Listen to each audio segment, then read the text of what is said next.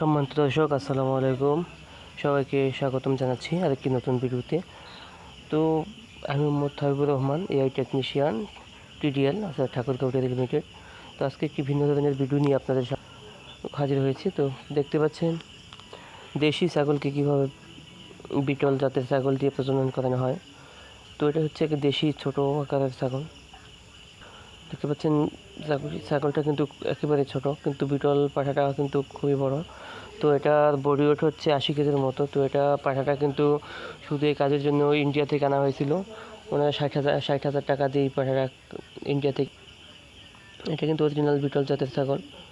দেখতে পাচ্ছেন কত বড় সড়ো। এটা লাইভ ওয়েট কিন্তু 80 কেজি ছিল। তো এখন পাঠাটা কিন্তু একটু শুকিয়ে গেছে।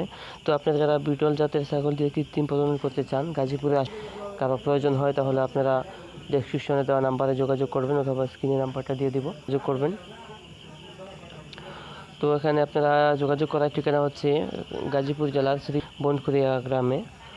আপনারা আয়সাপার কাছ থেকে প্রজনন করিয়ে নিয়ে যেতে পারবেন। তো এখানে পাঠাটা কিন্তু খুবই ভালো মানের বাচ্চা আসে এই পাঠা থেকে। তো আপনারা বড় বিটল জাতের ছাগল দিয়ে প্রজনন করাবেন না, তাহলে সমস্যা হতে পারে। তবে এক্ষেত্রে যদি আপনার ছাগলটি 2-3 বিয়ান বা বাচ্চা প্রসব করে থাকে, তাহলে আপনারা অবশ্যই প্রজনন করাতে পারেন।